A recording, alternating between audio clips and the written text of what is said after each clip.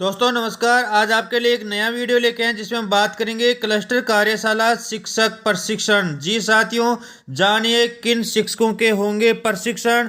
और यह प्रशिक्षण क्लस्टर कार्यशाला 30 से 35 शिक्षकों की विषयवार होगी। क्लस्टर कार्यशालाएं, यहाँ पर शिक्षकों हेतु दिशा निर्देश क्या दिए गए हैं विभाग द्वारा, वह KRP के मानदेय सहित संपूर्ण जानकारी इस वीडियो में हम आपके साथ साझा करेंगे। वीडियो को अंत तक जरूर देखें और अभी तक चैनल को सब्सक्राइब नहीं किया है दोस्तों, चैनल को जरूर सब्सक्राइब कर लें। हम यहां पर बात करते हैं राजस्थान स्कूल शिक्षा परिषद जयपुर के द्वारा शिक्षक प्रशिक्षण और क्लस्टर कार्यशालाओं के दिशा निर्देश 2021-22 जारी किए गए हैं।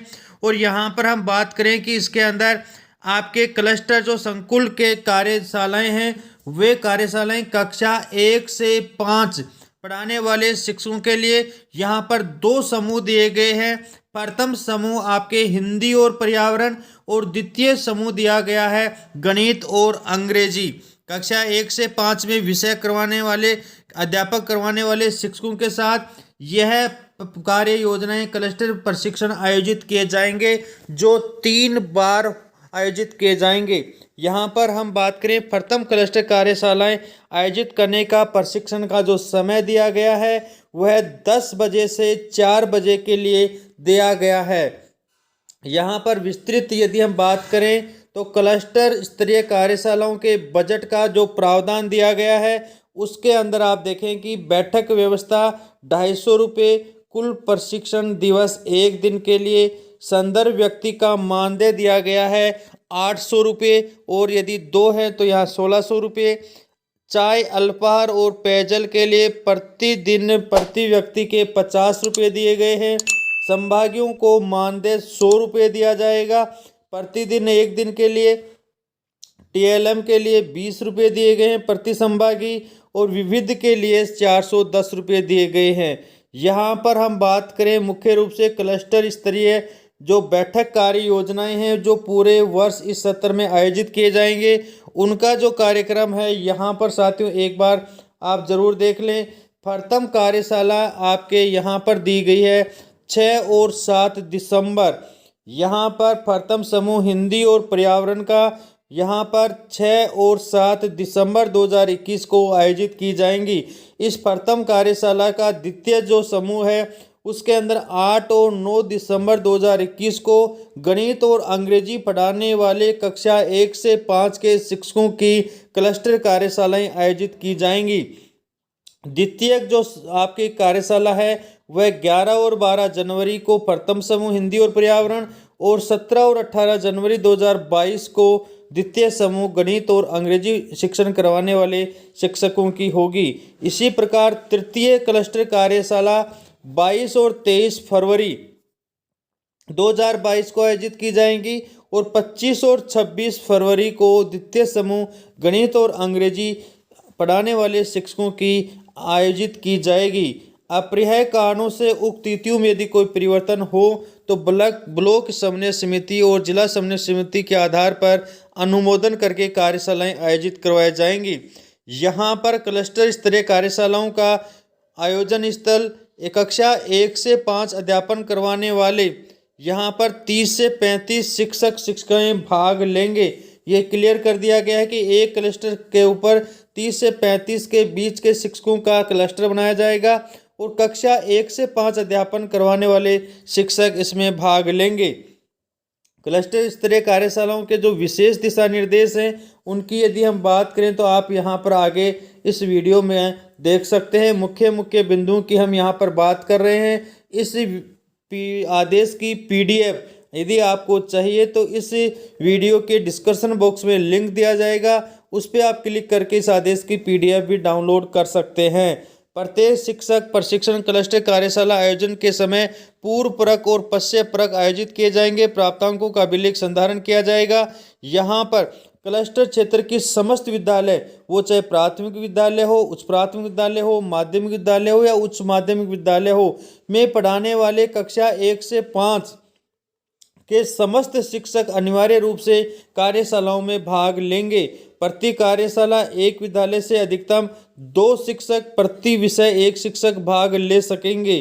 कार्यशालाओं के प्रत्येक शिक्षक अपने विषय के अध्यापक योजना डायरी, चेकलिस्ट और वर्कबुक, पोर्टफोलियो इत्यादि सामग्री कार्यशाला क्लस्टर कार्यशालाओं में अवश्य लेकर आएंगे।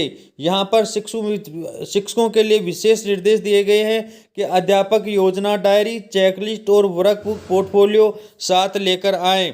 बैठक का प्रतिदिन क्लस्टर विद्यालय के संस्था प्रधान सीबीओ कार्यालय को कार्यशाला आयोजन के 3 दिवस में पहुंचना सुनिश्चित करें। संबंधित सीबीओ कार्यालय से समस्त ब्लॉक के प्रतिवेदन समेकित कर जिला स्तर पर भेजना होगा। यहाँ पर कहा गया है कि तिथि निर्धारण इस प्रकार किया जाए कि एक विद्यालय से एक बार में एक विषय समूह हिंदी और पर्यावरण तक गणित और अंग्रेजी को पढ़ाने वाले शिक्षक भाग लेंगे। इससे स्कूल बंद होने की स्थिति नहीं बनेगी। एकल शिक्षक दोनों विषय समूह में से किसी एक विषय समूह की कार्यशाला में भाग लेवें।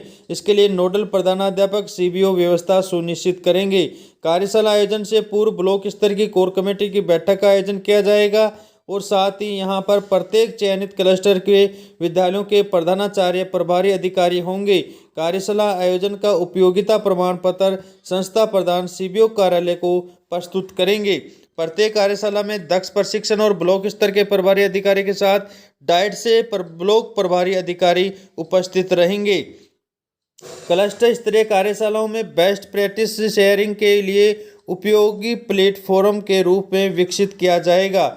यहाँ पर कहा गया है कि आपके विद्यालय के जो अध्यापक योजना डायरी के प्रति हस्ताक्षर कर संभागियों को उपस्थिति पत्रक जारी करेंगे। ये नोट आप विशेष रूप से देख लें। यहाँ पर स्पष्ट रूप से कहा गया है कि संबंधित माध्यमिक उच्च माध्यमिक विद्यालय के प्रधानाचार्य उक्त कार्यशाला की मॉनिटरिंग निर्धारित प्रपत्रों में सूचना का संकलन, प्रेक्षण और अध्यापक योजना डायरी पर प्रति हस्ताक्षर कर संभागियों की उपस्थिति पत्रक जारी करेंगे। जिला कार्यालय समग्र शिक्षा संबंधित डाइट ब्लॉक के अधिकारियों के साथ बैठक कर मासिक कार्यशालाओं के लिए कार्य योजना तैयार करेंगे। यहाँ पर यदि हम बात करें तो ब्लॉक स्तर के अधिकारी आरपीएन मासिक कार्यशालाओं में आवश्यक रूप से भाग लें और पूर्ण सहभागिता सुनिश्चित करें। विषयवार क्लस्टर स्तरीय कार्यशालाओं की पूर्व तैयारी के लिए यहाँ पर संपूर्ण रणनीति कार्य योजना बताई गई है। और साथ ही यदि हम बात यहाँ पर क्लस्टर पीओ सीईओ संस्था प्रधान प्रभारी की क्या भूमिका रहेगी, कार्यशालाओं हेतु समस्त व्यवस्थाएं सुनिश्चित करेंगे, विषयवार सामग्री उपलब्ध करवाएंगे, कार्यशाला की सूचना समय पर उपलब्ध करवाएंगे, समस्त संभागियों को व्हाट्सएप ग्रुप के माध्यम का निर्माण करेंगे, अधिगम सामग्री उपलब्ध करवाएंगे, संदर्भ व्यक्ति और शिक्षकों की उपस्थिति सुनिश्चित करना, कार्यशाला में सम्मेलन प्रदान करना, कार्यशाला के पश्चात संदर्भ व्यक्तियों के साथ समीक्षा बैठक का आयोजन करना और विद्यालय के वार्षिक योजना में क्लस्टर कार्यशालाओं की योजना को समाहित करना, कार्यशाला का दस्तावेजीकरण व सीबीओ कार्यालय को प्रेषित करना और फीडबैक पत्र स्वयं व संभागियों के आवश्यक रूप से भरवाए जाएंगे।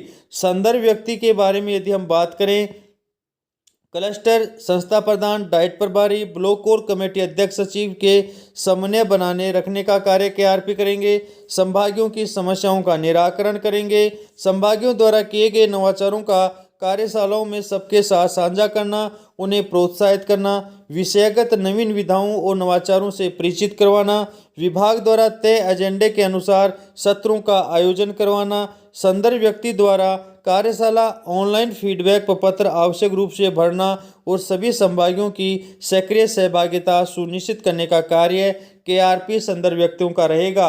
महत्वपूर्ण बात यदि हम शिक्षकों की करें तो शिक्षकों की इस कार्यशाला में क्या भूमिकाएं हैं। शिक्षक अधिगम प्रक्रिया की समस्त चुनौतियों को साझा करना, अपने शिक्षण अनुभवों को साझा करना, कार्यशाला के दौरान साथी शिक्षकों की शिक्षण समस्याओं का सामूहिक रूप से मिलकर समाधान करना, नवाचारों को कार्यशाला के दौरान साझा करना, शिक्षक कार्यशाला आयोजन के समय अपने साथ पाठ्यक्रम, पाठ्यपुस्तक और साथ ही योजना डायरी, वर्कबुक, चेकलिस्ट, पोर्टफोलियो साथ में लेकर आना आवश्यक होगा।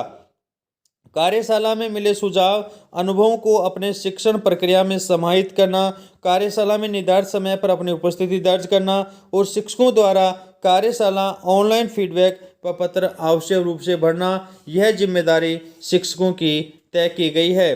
साथ ही यदि हम बात करें क्लस्टर कार्यशाला के प्रस्तावित एजेंडा क्या होगा, यहाँ पर समयवार 10:30 बजे से लेकर 4 बजे तक क्या कौन से टॉपिकों पर चर्चा केआरपी के साथ शिक्षक करेंगे, उसकी यदि हम बात करें तो सबसे पहले 10:30 बजे से 11:45 तक बेसलाइन आकलन की वस्तु स्थिति पर चर्चा, समूहवार कार्य की स्थिति का विश्लेषण कि जो शिक्षक कक्षा 1 से 5 पढ़ा रहे हैं क्या उन्होंने अपने बच्चों के साथ बेसलाइन आधार रेखा मूल्यांकन किया है या नहीं किया है। 11:45 से 1 बजे तक 3 माह के ब्रिज कार्यक्रम की प्रक्रिया, कार्य पुस्तिकाओं पर कार्य की समझ और अद्यतन प्रगति पर चर्चा। 1 से लेकर 1:30 बजे तक लंच रहेगा और 1:30 बजे से 2:45 तक आकलन के विभिन्न टूल्स, लर्निंग आउटकम्स के सह संबंध, उपलब्ध सामग्री के उपयोग पर समझ विकसित करना। साथ ही 2:45 से 4 बजे तक रचनात्मक योगात्मक आकलन की प्रक्रिया और संभाग्यों के साथ समझ। यह जो एजेंडा है यह आपके प्रथम क्लस्टर कार्यशाला का रहेगा। इसी प्रकार द्वितीय कार्यशाला और तृतीय कार्यशाला के एजेंडा यहाँ पर दिए गए हैं जो आपके द्वितीय कार्यशालाओं के समय चर्चा की जाएगी।